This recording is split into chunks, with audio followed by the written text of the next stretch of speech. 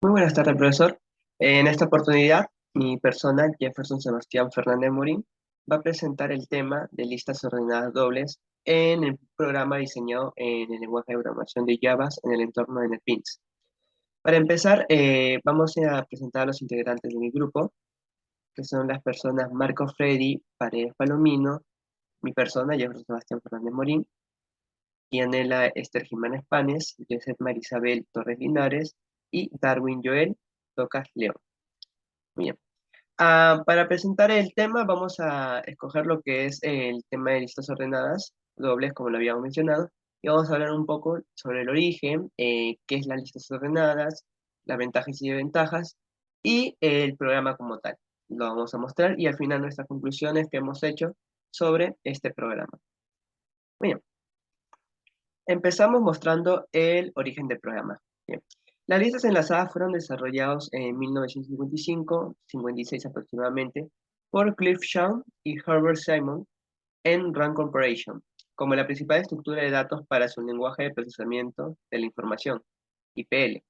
IPL fue usado por los autores para desarrollar varios programas relacionados con la inteligencia artificial, incluido la máquina de teoría general, el seleccionador de programas generales y un programa informático de ajedrez. Ahora, ¿qué es las listas ordenadas dobles? Es la estructura de datos de tipo lista en la cual cada nodo tiene dos enlaces, uno en enlace al nodo siguiente y el otro en enlace al nodo anterior. Estas listas pueden recorrerse en ambos sentidos, ya que a partir de cualquiera de estos nodos puede acceder a cualquier otro de la lista, a cualquier otro nodo de la lista. Esto es una ventaja a nivel anterior con las listas ordenadas normal, que solo tenía un nodo siguiente, por lo que solo podía acceder a los nodos siguientes de la lista. Pero con esta nueva ventaja, ya que es una lista doblemente ordenada, tengo acceso al nodo siguiente y al nodo anterior, por lo que yo mismo podría recorrer todo, toda la lista para hallar el nodo que deseo hallar para las diferentes funciones que deseo obtener. Bien, las ventajas y desventajas. La ventaja de estas listas es que se puede eliminar un nodo, teniendo únicamente ese nodo sin necesidad de saber también cuál es el anterior. Mientras que la ventaja recae en que al tener que mantener dos referencias, el código se vuelve un poco más complejo, ya se va a notar a continuación, y también que ocupa mucho más espacio en memoria. Este vendría a ser el resultado del programa que se muestra, donde tenemos tres impresiones. Eh, Se va a explicar próximamente lo que es, pero eso vendría a ser el resultado de lo que vendría a ser nuestras tres clases que tenemos en nuestro programa de Java, que lo vamos a mostrar a continuación.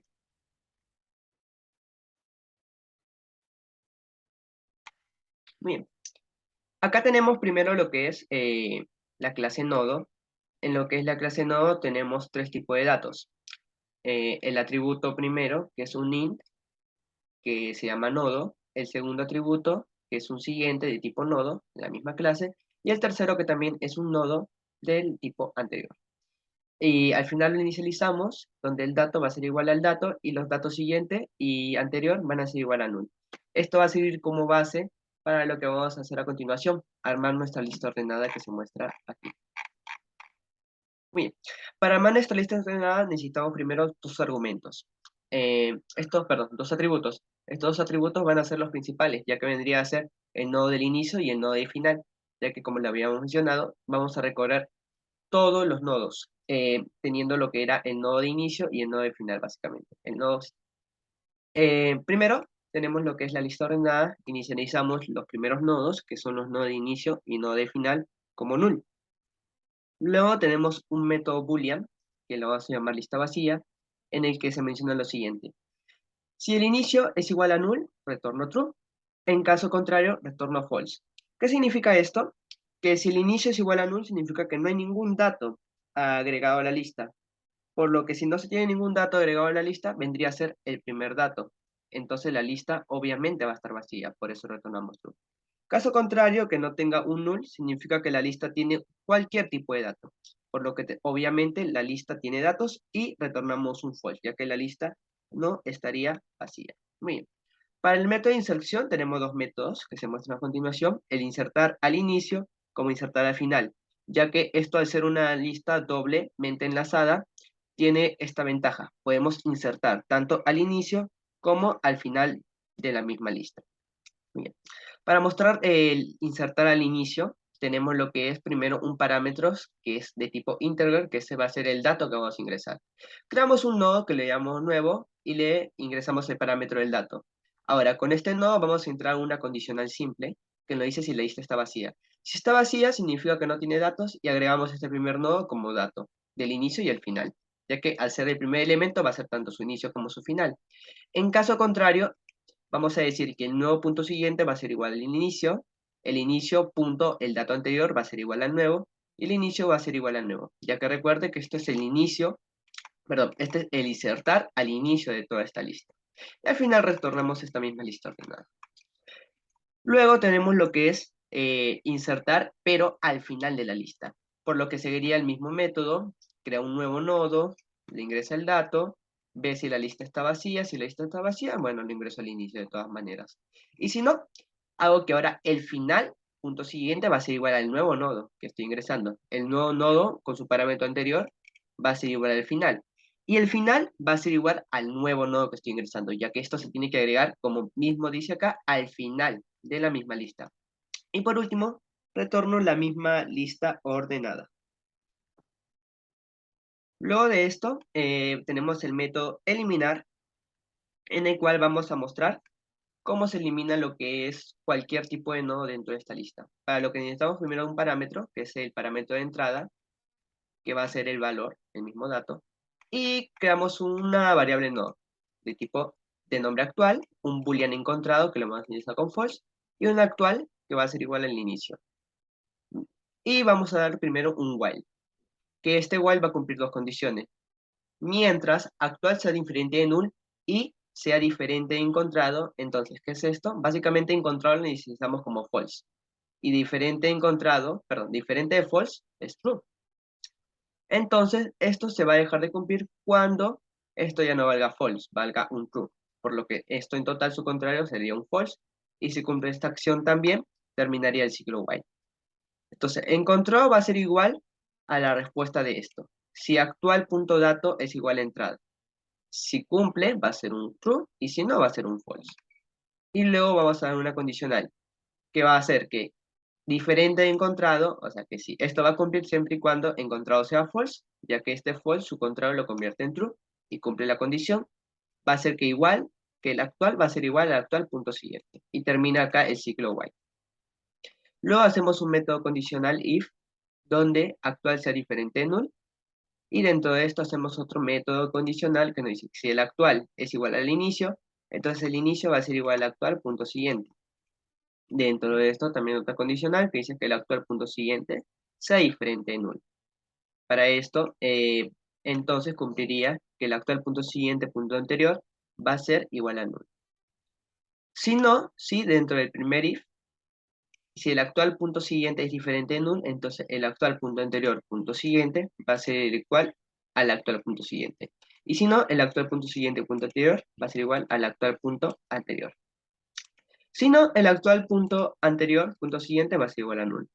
Al finalizar todo dentro del primer if, vamos a lanzar esta condicional que nos dice que si el actual es igual a fin, entonces el fin va a ser igual al actual punto anterior. Y también dentro de la misma condicional, lanzamos que el actual es igual a null. Como habíamos mencionado, es un poco más complicado el código, ya que atrae dos listas. Perdón, atrae dos argumentos, ya que viene a ser el argumento de inicio, el argumento de siguiente y el argumento de nodo anterior.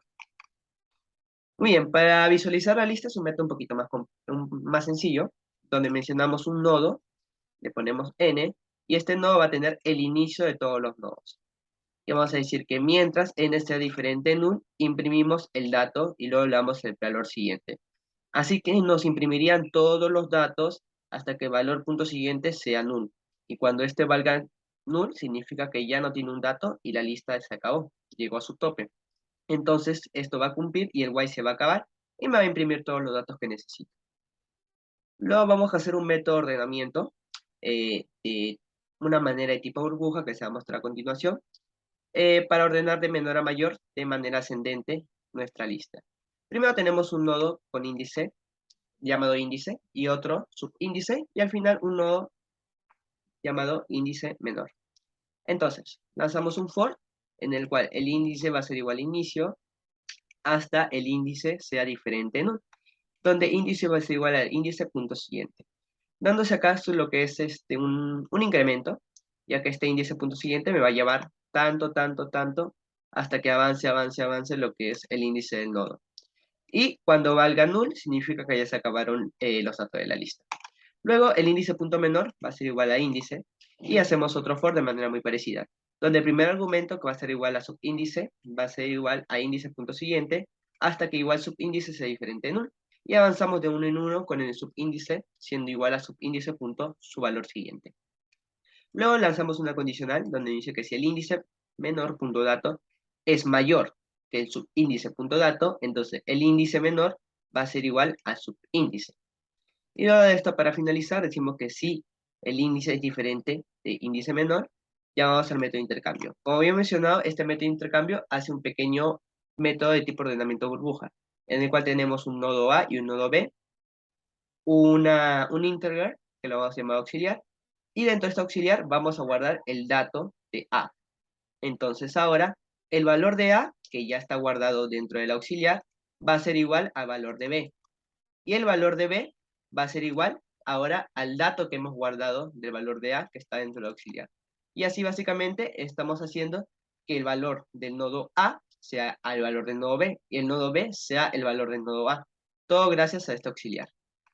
Y así lo cumplimos con este método de ordenamiento que nos va a ordenar de manera ascendente.